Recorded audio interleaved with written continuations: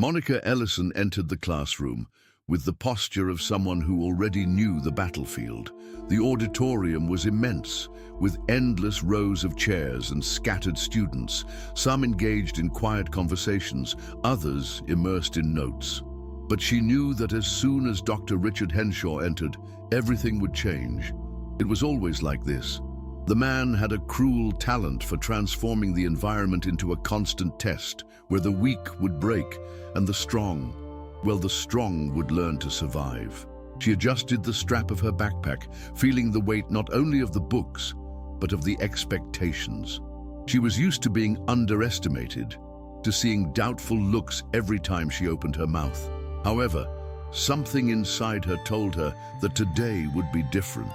Not because she expected to be treated fairly, she wasn't that naive, but because she felt that something needed to change. And perhaps it would be her who would take the first step. The murmur in the room died as soon as Dr. Henshaw crossed the door. Tall, slender, and meticulously dressed, he carried a presence that immediately imposed silence. His eyes scanned the class with the precision of a predator, as if he already knew who the targets for the day would be. Monica kept a neutral expression, feeling his gaze pass over her and for a moment stop. It was subtle, but she noticed. He had already made his choice. Miss Ellison. The way he pronounced her name, slowly, as if savoring each syllable, made the room hold its breath. Monica, in turn, kept her face impassive, but her stomach turned. This was his game. Pick a student, break them down piece by piece, and watch as they tried to regroup. It was almost a ritual, and from the reaction of the others, many were already anticipating her defeat. "Come to the board," he ordered, pointing to the vast blackboard covered in chalk remnants. Without hesitation, Monica stood up. She knew that any sign of hesitation would only encourage him more. The walk to the front of the room seemed longer than it should have been. She felt the eyes fixed on her back, some amused, others simply indifferent. To them, this was a spectacle. When she reached the board, Henshaw wrote the equation. It was a monstrosity of interconnected variables, full of mathematical traps designed to expose any logical flaws. Monica immediately realized this wasn't just a test, it was a personal challenge, a blow to prove that she didn't deserve to be there. She grabbed the chalk and with a firm hand began to write. The first stroke of chalk met the board and the silence in the room deepened. Monica didn't hesitate. As her hand moved with precision, her mind was already mapping out the logical paths of the problem. She saw patterns where others saw only disconnected numbers. Instead of following the conventional solution, she chose a more efficient shortcut, a method that required confidence and a deep understanding of the subject. Behind her, the professor crossed his arms, watching her with narrowed eyes. He expected uncertainty, wavering pauses, a trembling hand, but Monica didn't give him that luxury. The tip of the chalk slid across the board, tracing symbols with surgical precision. The initial murmur of the class had ceased. Now everyone was paying attention. What had started as mere curiosity had turned into something more, expectation. She felt Henshaw's heavy gaze burning into her neck, but she didn't allow herself to falter.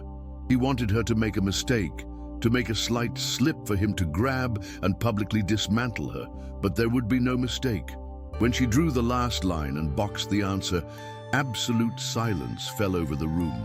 For a moment, no one moved. Henshaw himself remained still, as if processing what he had just seen. Then he approached, his shoes echoing on the wooden floor, and leaned in to examine the answer.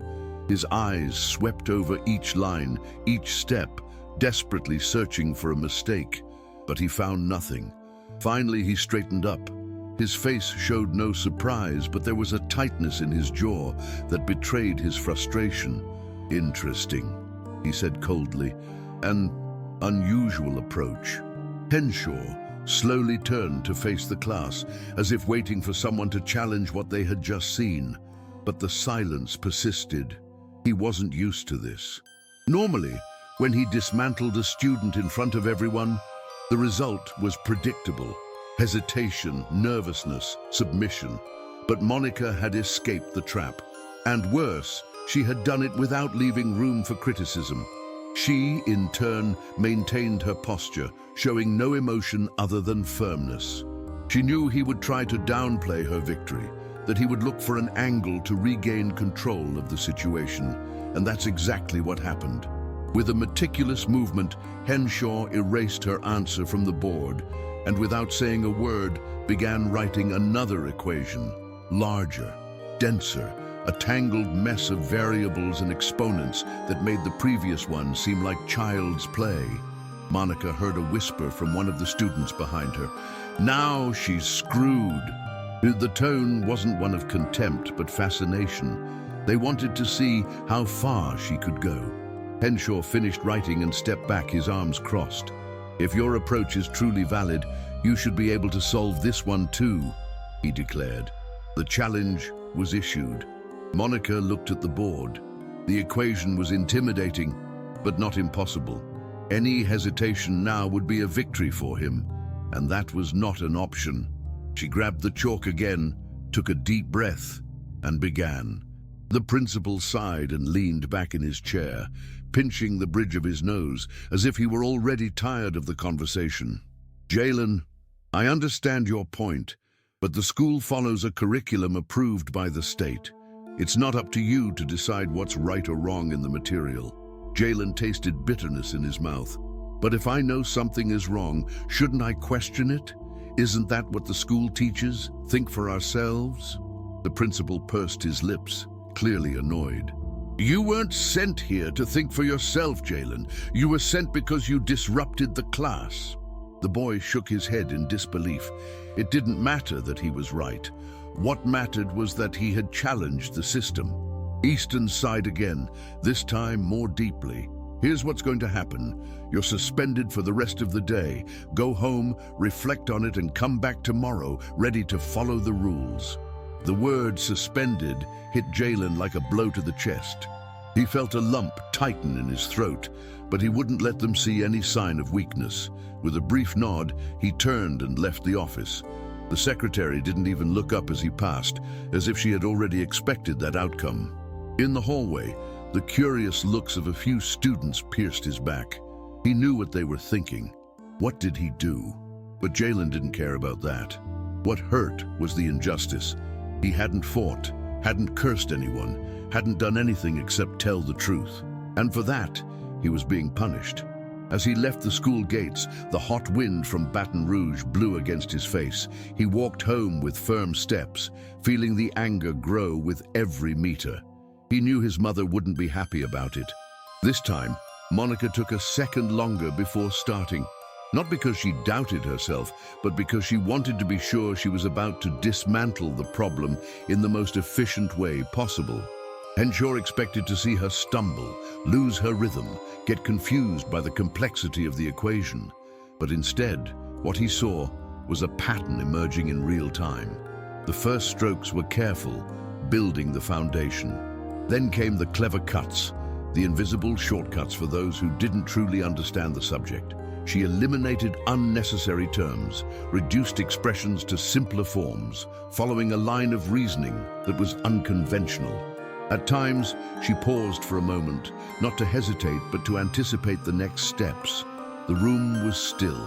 One of the students leaned forward, eyes fixed on the board as if trying to decipher the logic behind what they were seeing.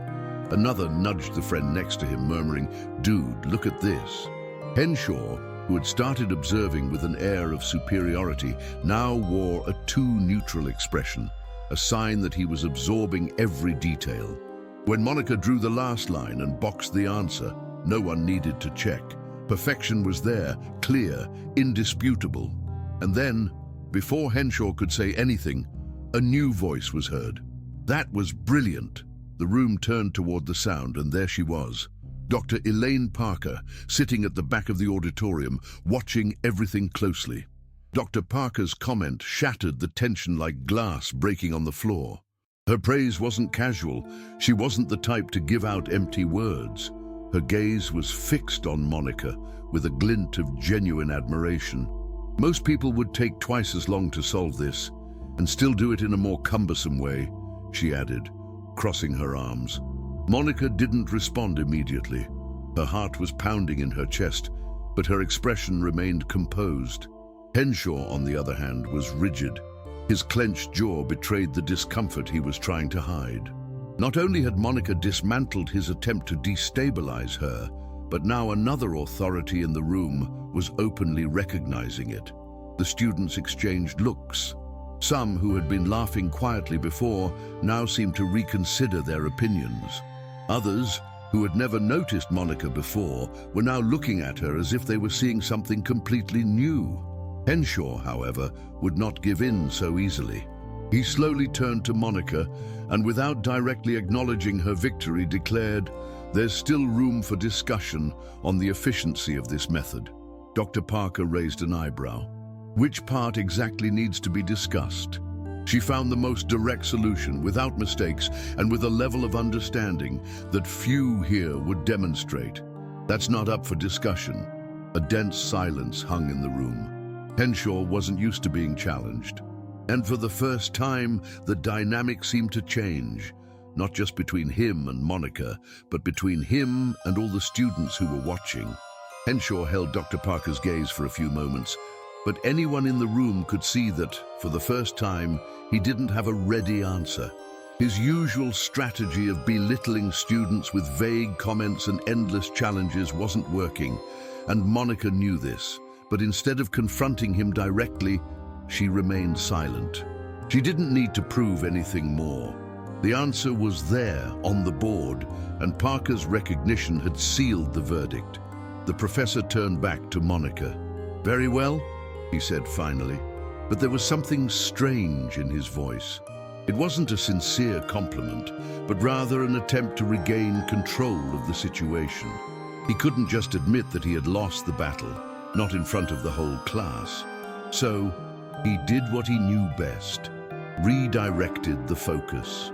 "Since you seem so comfortable with problems of this level, maybe you want to show us how to solve this one." And, with a meticulous gesture, he erased the board and began writing a new equation. This time, something even more elaborate. You could feel the change in the air. Some students, who had been just watching before, were now holding their breath. It was like watching a fight that should have ended, but where one of the fighters refused to accept defeat. Monica looked at the new equation for a moment.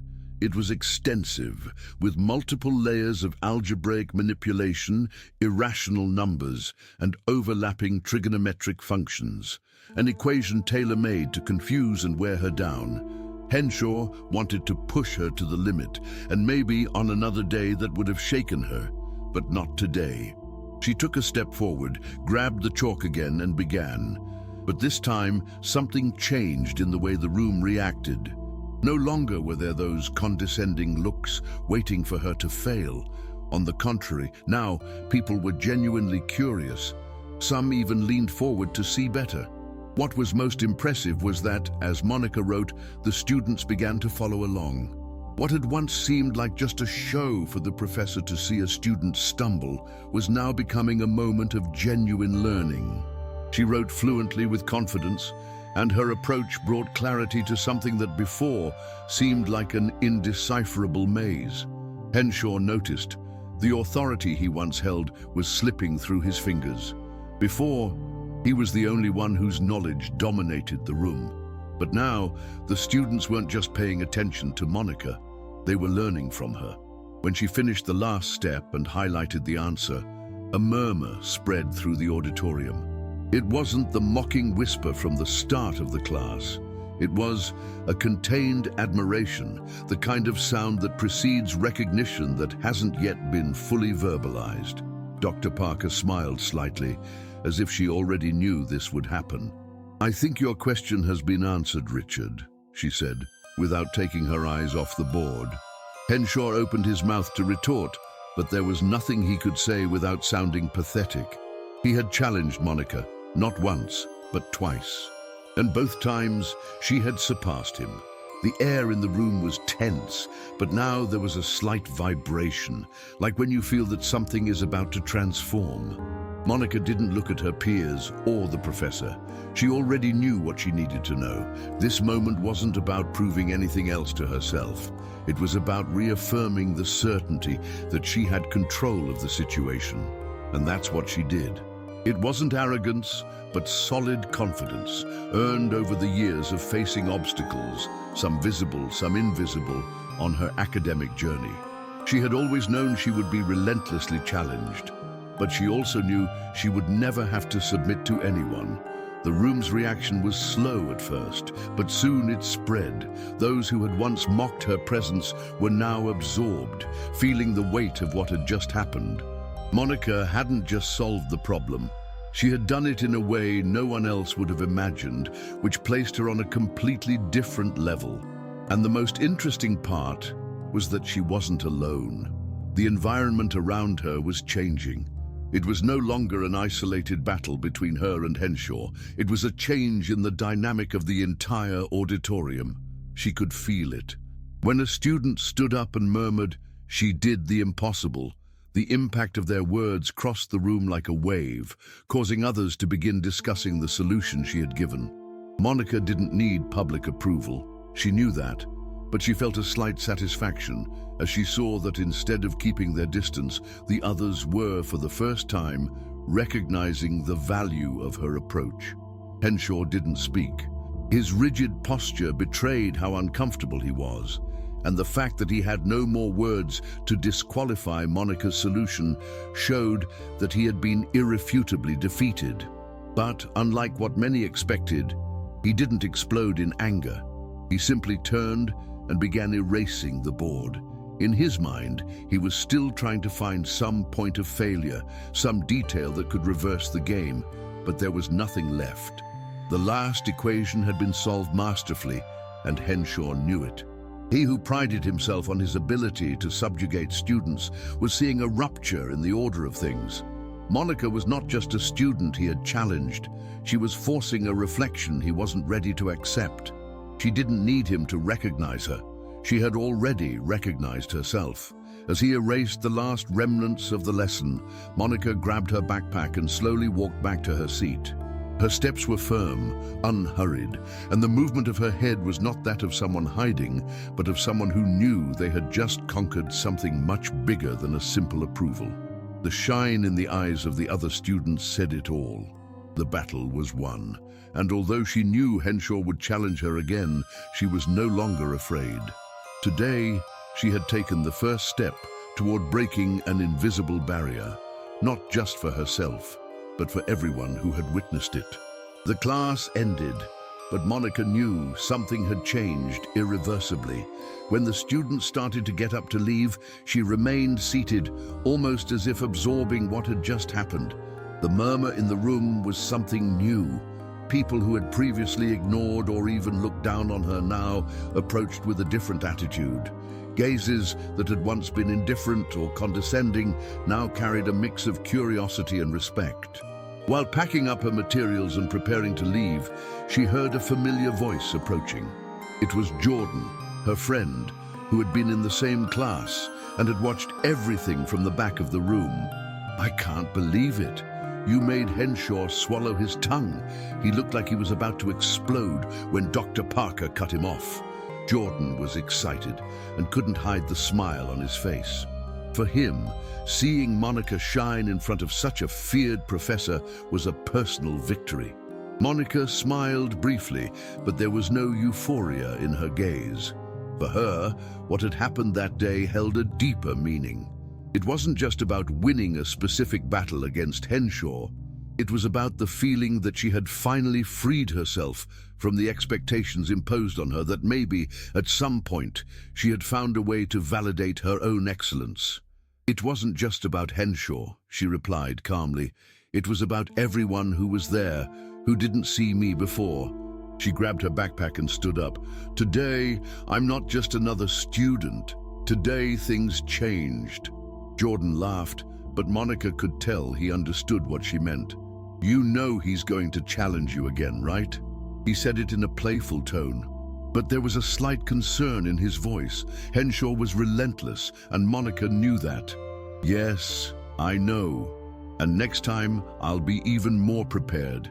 She gave a wry smile, an expression of someone who had not only faced a challenge, but who was becoming more and more certain of her ability to overcome them. As she left the room, Monica felt the weight of the lesson, not as a burden, but as something that finally made sense. For so long, she had had to fight for every little victory, every piece of respect she earned. But now, after that day, the dynamic was different. She knew she didn't have to wait for permissions or external validations. She didn't need to wait to be recognized. She already knew who she was. As she walked through the campus, Jordan's words echoed in her mind. "You know he's going to challenge you again." And she knew that, yes, that would happen. Henshaw wouldn't give up so easily, but that didn't matter anymore. What she had now wasn't just a momentary victory. It was confidence in her own ability, the conviction that she had already claimed her place in this world. As she crossed the campus toward the dorm, Monica grabbed her phone and quickly opened the messaging app. She typed a short and to-the-point message to Jordan. "Henshaw tried to bring me down today. He couldn't. I'll tell you more later." She put the phone in her pocket, but couldn't help a slight smile on her face as she imagined her friend's reaction. Jordan had always been by her side, following her small daily battles and celebrating her victories as if they were his own. The campus seemed livelier that morning, despite the cloudy sky and the light drizzle that had started to fall. Students rushed by with their umbrellas open, some complaining about the unexpected rain, but Monica didn't even feel the drops hitting her face. She was immersed in her own thoughts, mentally replaying every moment of the lesson, every step taken, every word left unsaid, every calculated gesture. All of it now made sense. She knew exactly what she had done in that classroom. She had claimed space in a territory where she was normally ignored, and perhaps even despised. As she walked, she heard hurried footsteps behind her. She turned and saw Jordan running through the rain, without an umbrella, his hair disheveled and a big smile on his face. "Monica," he called, getting closer with heavy breaths, "I had to tell you one more thing before you leave." She stopped, waiting, and he continued, catching his breath. "What you did today was bigger than you think. It's not just about you facing Henshaw. It's about everyone who watched. You showed everyone that it's possible to face this kind of pressure without breaking." Monica felt a lump in her throat. She knew he was right, but hearing those words out loud from someone who knew her so well stirred something inside her. "You know what's even stranger?" she finally responded, letting some of the emotion built up throughout the day show. "I didn't do any of this thinking about inspiring anyone. I just did what I had to do." Jordan shook his head, smiling. "Maybe that's exactly why you succeeded. You didn't do it to impress anyone. You did it because it was the right thing, because you knew you could. And everyone saw that." He raised his eyebrows playfully and added, "Including Henshaw." She laughed for the first time since entering that classroom.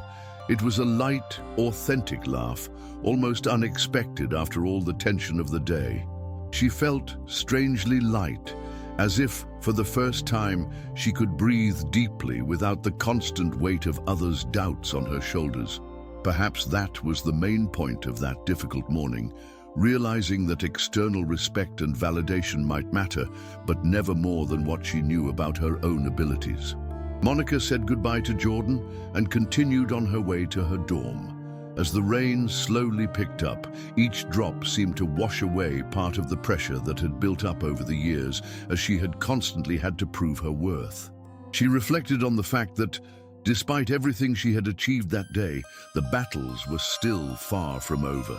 Tomorrow, the day after, and many other days, she would still face similar challenges, and probably do so in front of people like Henshaw, who would try to minimize her accomplishments to protect their own ego or authority. But now, something had changed inside her forever. When she entered her room, she took off her backpack and placed it on the chair, sitting slowly on the bed. It wasn't just a fleeting feeling of victory she was experiencing. It was the realization that she had redefined her own story, and perhaps without realizing it, started to transform the space around her. The invisible barriers, once so solid, now had small cracks, fissures opened by the strength of her courage in that crowded auditorium. Monica grabbed her phone again and saw a series of messages from classmates, some praising her courage, others asking for help to better understand the method she had used in class. It was ironic to realize that just hours earlier, no one would have given her attention or enough value to ask for an explanation. Now, they not only recognized her talent, but were willing to learn from her. She held no grudges, no resentment. She understood that sometimes people only see what is clearly placed in front of them. As she briefly responded to the messages, Monica felt a deep sense of fulfillment. She had fought her entire life for the simple right to be seen, heard, and taken seriously. Today, she had finally achieved that in a way no one could take away. She no longer needed external validation to confirm who she was, but she clearly understood the importance of that moment. She had opened doors not only for herself, but perhaps for others who would face similar challenges in the future. When she lay down that night, the soft sound of the rain outside seemed to tell her that, although many battles were still ahead, this one, specifically, she had already won. Monica closed her eyes and took a deep breath, absolutely certain that from now on, she would never again accept anything less than what she knew she deserved. She wouldn't wait for respect to be given to her. Today, in front of everyone, she had made it clear that respect was not something given freely.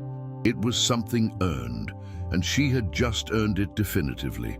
As she fell asleep, Monica realized that this was one of those rare experiences capable of transforming lives, not because it was easy or perfect, but precisely because it was real, hard, and deeply human. She knew that deep down, the hardest journey would always be the one within herself, learning that her value wasn't in someone else's gaze.